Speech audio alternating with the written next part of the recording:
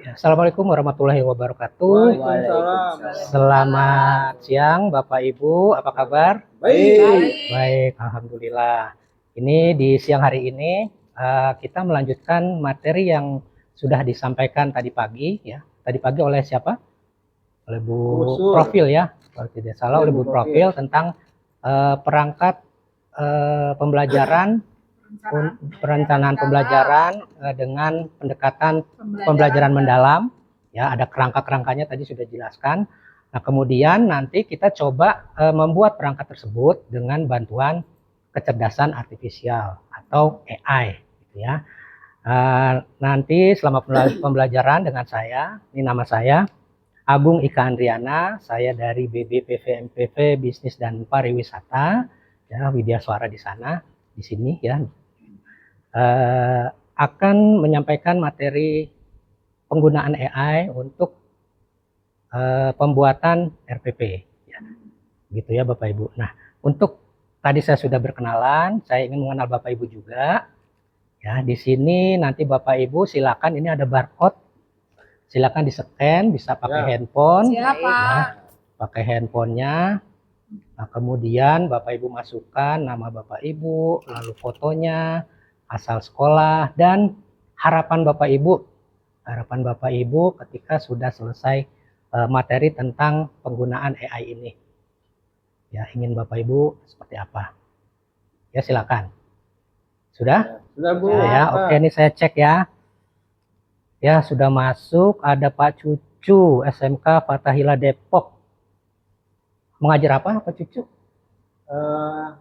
Mata kuliah fisika. Fisika. Mampu menggunakan AI untuk meningkatkan pembelajaran di kelas. Kemudian ada Bu Lia, SMK Budaya Bogor, membuat gamifikasi dengan bantuan AI. Ya, mudah-mudahan nanti harapannya bisa tercapai ya Bapak Ibu setelah kita mempelajari bagaimana AI ini bisa membantu kita mempercepat proses pembuatan sebuah produk untuk perencanaan pembelajaran maupun pada saat pelaksanaan pembelajaran. Iya. Nah, jadi tujuan pembelajarannya nanti Bapak Ibu diharapkan mampu menghasilkan konten hasil kolaborasi dengan perangkat kecerdasan artifisial. Nah, kontennya di sini adalah nanti berupa RPP ataupun LKPD atau LKS yang Bapak Ibu nanti buat dengan bantuan AI. Gitu. Oke, sebelumnya, nah saya ingin kita mencoba, ini ada tebakan ya. Bapak Ibu apakah bisa membedakan antara menggunakan AI atau tidak? Bisa. Kita coba ya. Baik. Yang pertama, aku bisa mengenali wajah seorang di foto dan menyarankan siapa mereka. Aku sering digunakan di medsos. Ini AI apa bukan? AI. AI. Ya, oke. Kira-kira apa nama aplikasinya? Ini Photoshop. Face recognition namanya. Kan jadi kan mengenali wajah, lalu dia akan mencari data yang mirip. Nah, ini nanti ketahuan namanya. Lalu yang kedua, aku bisa menghitung penjumlahan dan pengurangan dengan cepat, tetapi aku tidak bisa belajar dari data. Atau bukan? Bukan. Ya. Apa nama alatnya? Kalkulator. Ya, dia cuma bisa tambah, kurang, bagi, kali. Ya, hanya seperti itu. Tidak bisa belajar dari hasil data tersebut. Lalu yang ketiga, aku bisa mengubah suaramu menjadi teks dan belajar dari kesalahan untuk menjadi lebih akurat. AI ya. Namanya voice recognition. Gitu. Jadi kita bisa pakai hanya cukup menuliskan teksnya saja, nanti keluar suaranya. Lalu yang keempat, aku membantumu belanja. Nah, ibu-ibu nih biasanya suka belanja kan, menyarankan produk berdasarkan histori. Atau bukan? AI ya. Jadi ketahuan nih kita sering bukanya apa aja, nanti dia merekam itu. Jadi nanti merekomendasikan apa yang sering dibuka. Begitu. Lalu yang kelima, aku menyalakan lampu saat seseorang masuk ke ruangan, tapi nggak tahu siapa yang masuk. Bukan. Apa ini? Itu masuk, tahu lampu nyala. Jadi cuma pakai sensor aja, sensor gerak. Ya, ketika nggak ada orang, nggak ada gerakan, mati. Begitu masuk orang, nyala. Tapi itu bukan AI. Ya. hanya pakai sensor, ada alatnya. Nah, jadi, ini satu lagi, mana yang AI? Itu yang laki-laki. Yang laki-laki atau yang ini? Bingung kan? Nah, ini kita sedemikian Canggih. canggihnya AI saat ini. Kita sulit membedakan mana yang AI, mana yang tidak. asli. Ya. Ya. Ini saya yang pakai AI yang sebelah sini. Oh, iya. Ya, tapi itu butuh instruksi atau yang namanya prompt, kata-kata yang detail sehingga bisa menghasilkan hasil gambar yang detail. Wajahnya, latar belakangnya, aktivitasnya, backgroundnya, cuacanya, suasananya. Jadi sampai sejauh itu ya Bapak Ibu. Ya. Baik. Kalau ini foto anak saya. Iya, betul Pak. Iya. Beneran Pak? Iya. Iya betul. Iya betul. Nah, baik Bapak Ibu. Nah, saat ini semakin berkembangnya kecerdasan artifisial atau AI itu tadi, kita bisa mengkolaborasikan dengan segala macam aktivitas di kehidupan sehari-hari manusia. Ini saya hanya mengambil 3 contoh. Misalnya yang pertama tentang mitigasi perubahan iklim. Kita bisa memprediksi cuaca, bisa memprediksi suhu, kelembapan, ya, dengan berdasarkan data-data yang sudah dikumpulkan oleh AI ya di kejadian sebelum-sebelumnya. Lalu dia bisa memprediksi nantinya kalau dengan data-data tersebut, ya berdasarkan data-data tersebut dianalisa, diolah oleh AI, nah dia bisa tahu nanti bisa memprediksi cuaca tanggal sekian, jam sekian, berdasarkan data-data tersebut. Kemudian untuk kuliner, sekarang Bapak Ibu kita dimudahkan dengan aplikasi AI, ya sudah ada bank datanya gitu ya. Dari bahan-bahan yang kita miliki, lalu bumbu-bumbu yang kita miliki, mau dimasak jadi apa biar enak. Ya, ada aplikasinya. Bahkan kita cukup ada aplikasi yang kita cukup memotret bahan ataupun bumbu yang kita punya. Ya, nanti dia bisa merekomendasikan beberapa menu. Gitu. Satu lagi, nah ini nanti kaitannya dengan Bapak Ibu di bidang pendidikan, membantu guru menyusun administrasi pembelajaran. Bahan untuk mengajarnya, lalu teknologi apa yang mau dipakai, sampai nanti pada saat pelaksanaan pembelajarannya. Nah, kita fokusnya di sini. Nah, saya mereview di pembelajaran sebelumnya terkait perencanaan pembelajaran untuk saat ini yang mempergunakan pendekatan pembelajaran mendalam. Bisa dibacakan Pak Cucu? Identifikasi dimensi profil lulusan yang dicapai. Ya, ada berapa? Masih ingat? Ada 8. Ada 8. Lanjut. Desain pembelajaran, tujuan pembelajaran, paket pedagogis, kegiatan pembelajaran, lingkungan pembelajaran, dan pemanfaatan digital. Baik.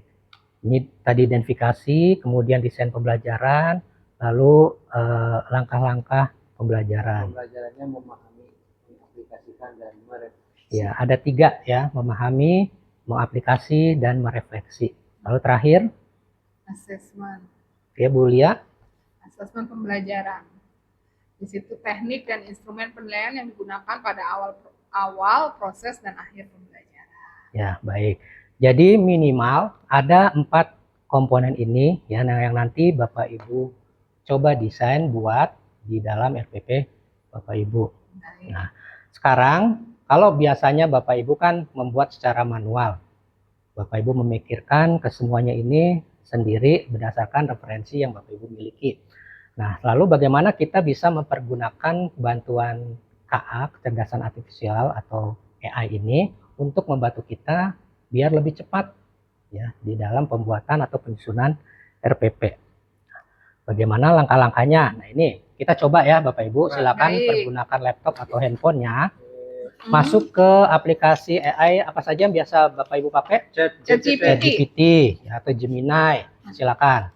Lalu coba masukkan prompt-nya, ketikkan, buatkan rencana pembelajaran dengan pendekatan belajar mendalam yang berkolaborasi dengan AI. Sudah? Sudah. Nah, Sudah. gimana hasilnya? Masih umum, Pak. Masih umum ya. Iya. Artinya kan dia hanya melihat RPP kemudian pembelajaran mendalam itu seperti apa. Hanya itu Iya. saja. Betul. Sudah sesuai dengan keinginan Bapak Ibu? Belum. Belum ya. Kemudian coba masukkan mata pelajarannya. Oh iya, baik. Lebih spesifik lagi. Sudah. Sudah, Ya. Pak.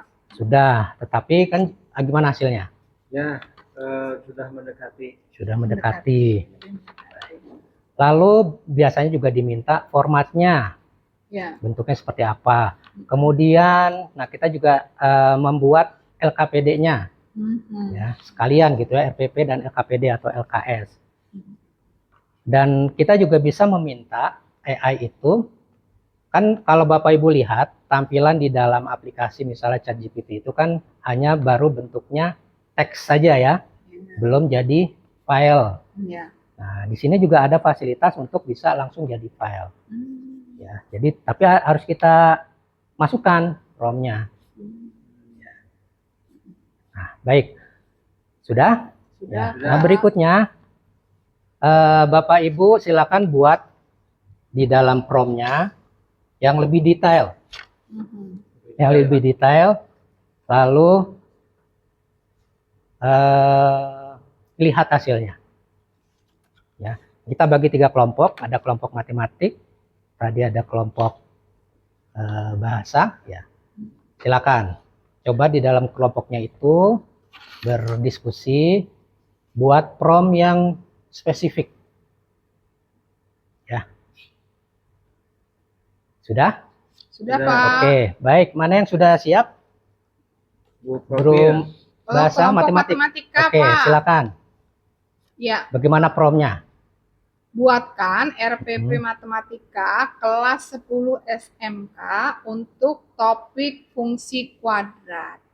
RPP ini harus menggunakan pendekatan pembelajaran mendalam dengan fokus pada pemecahan masalah dunia nyata. Ya.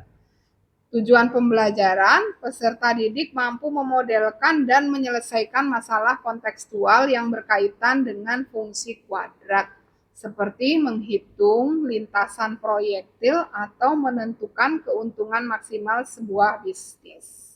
Aktivitas pembelajarannya rancang kegiatan yang dimulai dengan studi kasus nyata seperti simulasi, lintasan bola, basket, sertakan tugas kelompok untuk membuat model matematika dari studi kasus tersebut, lalu presentasikan. Ya. Untuk penilaiannya, gunakan penilaian autentik seperti rubrik untuk mengevaluasi proyek pemodelan dan presentasi, bukan hanya pilihan ganda.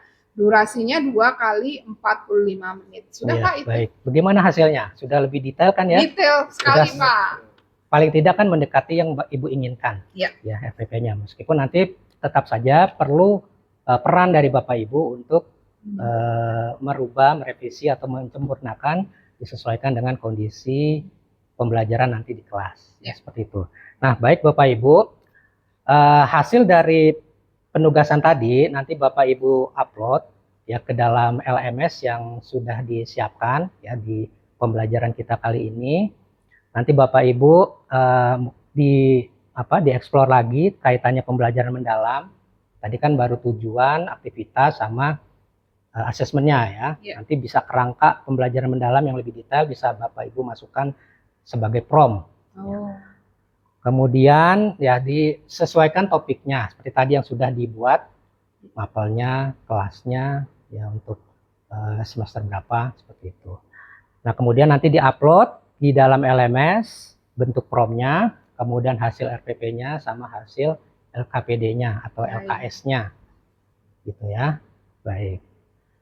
Ya, sampai di sini ada yang bisa Bapak Ibu sampaikan sebagai refleksi pembelajaran kali ini? Siapa? Silakan. Ya, Pak Cucu. AI dapat membantu guru dalam menyusun administrasi dan bahan ajar. Ya, bagus. Jadi dengan AI tadi kan kita bisa mempercepat ya, AI atau AI. Mempercepat langsung keluar. Ya. Ada lagi? Ada, Pak. Ya, Bu. Dalam membuat prompt dimulai dengan permintaan umum, kemudian From dipersempit menjadi lebih spesifik. Tujuan pembelajaran, aktivitas pembelajaran, dan penilaian. Baik, jadi harus lebih spesifik, harus lebih detail gitu ya. Iya, terima kasih Bapak Ibu. Sungai Musi di Kota Palembang ditempuh sampai ke tujuan. Kecerdasan artifisial membantu guru untuk berkembang, membuat belajar makin menyenangkan. Saya akhiri pembelajaran kali ini. Billahi taufiq wal hidayah. Assalamualaikum warahmatullahi wabarakatuh. Waalaikumsalam warahmatullahi wabarakatuh.